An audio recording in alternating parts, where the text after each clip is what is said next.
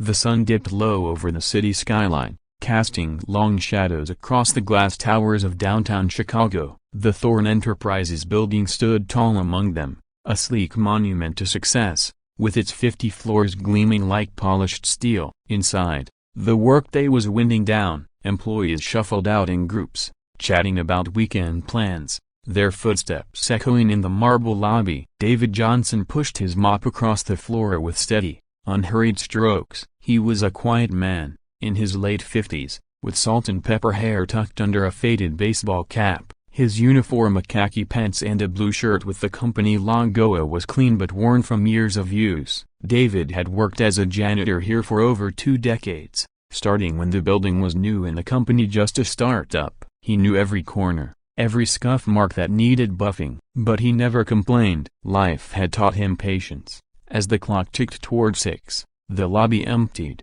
David paused, wiping sweat from his brow with a rag. He glanced at the elevator bank, where a few stragglers headed up to the top floor. Tonight was special. The annual Employee Awards Gala was happening in the grand ballroom up there. Fancy dresses, suits, champagne. Not his world, usually, but tonight, he had a reason to be there. He finished his rounds, stowing his supplies in the closet. Then, he smoothed his shirt, took a deep breath, and headed for the service elevator. His heart beat a little faster, but he kept his steps slow, measured. No rush. Life moved at its own pace. Upstairs, the ballroom buzzed with energy. Crystal chandeliers hung from the high ceiling, sparkling like stars. Long tables draped in white linen held platters of hors d'oeuvres, tiny shrimp cocktails, cheese puffs, things David couldn't name. Soft jazz played from hidden speakers, mingling with laughter and clinking glasses. Employees mingled, their faces lit by the warm glow of string lights. Alexander Thorne, the Millionaire CEO, stood at the center of it all, tall and sharp-featured, with a tailored suit that cost more than most people's cars.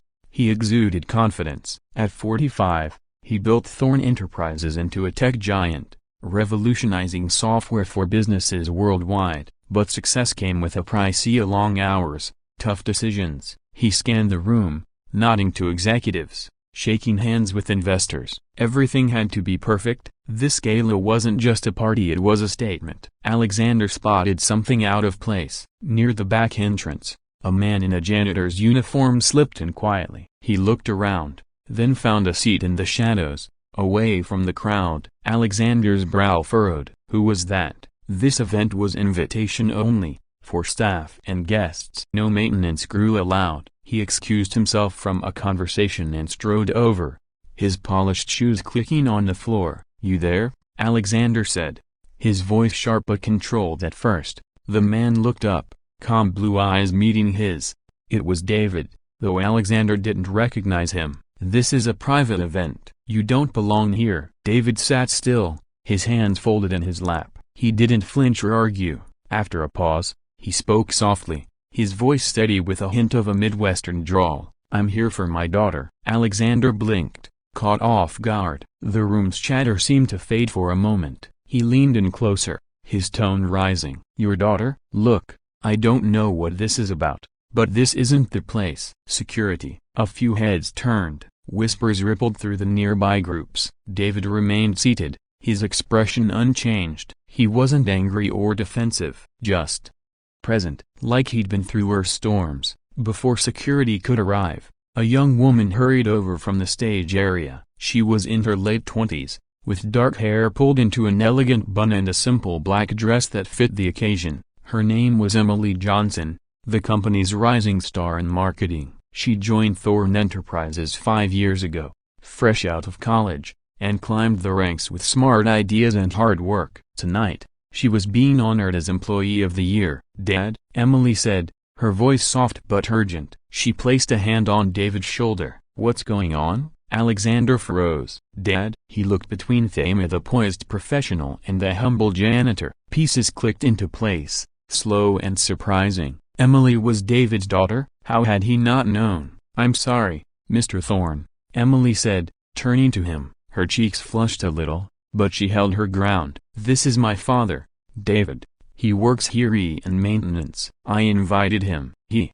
He wanted to see this. Alexander's anger deflated like a punctured tire. He waved off the approaching security guard with a quick gesture. The room's hum returned, but he felt eyes on them. He straightened his tie, buying a moment to think. I see. Well, that's unexpected. David stood up slowly, nodding to Alexander. Didn't mean to cause trouble, sir. Just proud of her, that's all. Emily smiled, squeezing her dad's arm. He's always been there for me, even when things were tough. Alexander glanced around, then motioned to a quieter corner near the windows. Let's talk over here, away from the crowd. They moved, the city lights twinkling below like a sea of fireflies. The jazz music softened in the background, giving space for words. Alexander felt a strange pull, a mix of embarrassment and curiosity. He'd built his empire on knowing everything about his company, but here was a blind spot, a big one. Tell me, Alexander said, his voice gentler now, how long have you been with us, David? 23 years, David replied, leaning against the wall. He spoke without hurry, letting each word settle. Started when you were just getting off the ground. Cleaned your office a few times back then. Alexander rubbed his chin, memories stirring, those early days and endless nights, coffee stains on desks. He'd been so focused on the big picture, he barely noticed the people keeping the place running. I apologize for yelling, I thought. Well, you know, David shrugged, no harm done. Folks like me blend into the background. That's the job. Emily watched them, her eyes warm. She knew her dad's story better than anyone. Growing up in a small apartment on the outskirts of the city, money was tight after her mom passed away from illness when Emily was 10. David worked 2 jobs a day at a factory, nights cleaning a faceta to keep food on the table. He never missed a school event, though. Soccer games, parent-teacher nights. He taught her to work hard, stay humble. When Emily got a scholarship to college, David beamed with pride. And when she landed the job at Thorne Enterprises, he applied for the janitor position quietly, just to be close, to watch her soar. I didn't know any of this, Alexander admitted. He paused, looking out at the skyline. The city pulsed with life, cars weaving like threads in a tapestry. My own daughter. She's about Emily's age, studying abroad. I don't see her as much as I'd like. Work gets in the way. David nodded, understanding in his gaze. Family's everything. That's why I'm here. Emily's come so far, wanted to see it with my own eyes. The MC announced the awards were starting soon. Guests took their seats, the room filling with anticipation. Emily excused herself to prepare, leaving the 2 men alone. Alexander turned to David. Join me at the front table, as my guest. David hesitated, glancing at his uniform. Appreciate it, but I don't want to stand out. You won't, Alexander said firmly, and if anyone says anything, they'll answer to me. They walked back together, slow steps across the ballroom. Heads turned again, but this time with curiosity, not judgment. Alexander felt a shift inside, a reminder that success wasn't just numbers on a screen, it was people, stories intertwined. The ceremony began. Lights dimmed, a spotlight on the stage. The MC read off achievements, handing out plaques. When Emily's name was called, she walked up gracefully, accepting her award with a short speech. She thanked the team, the company. Then, her voice caught a little. And to my dad, who showed me what real hard work looks like. Thank you for believing in me. Applause filled the room. David clapped from the front table, his eyes misty. Alexander joined in, a genuine smile on his face for the first time that evening. After the event, as guests mingled over dessert,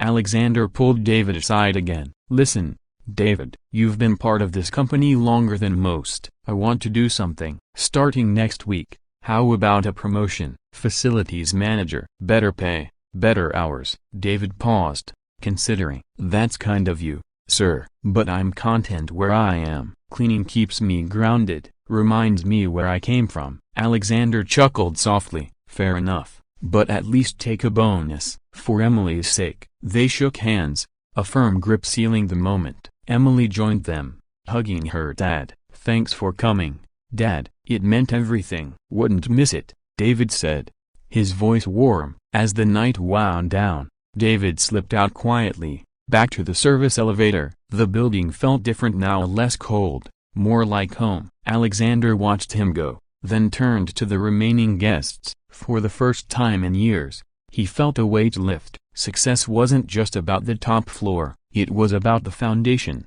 the quiet hands that built it. Outside, the city air was cool. David walked to his old truck in the parking garage, stars peeking through the clouds. He drove home slow, windows down, thinking of Emily's smile. Life had its twists, but it always came back to love. Simple, enduring, and in that, he belonged everywhere.